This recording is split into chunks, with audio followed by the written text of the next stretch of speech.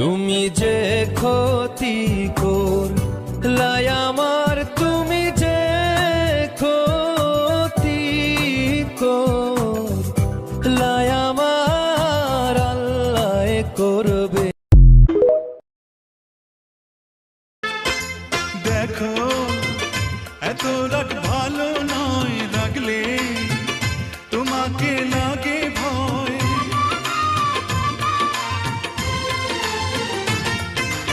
আমি কাছে আর আসবো না, তোমায় ভালো আর বাসবো না।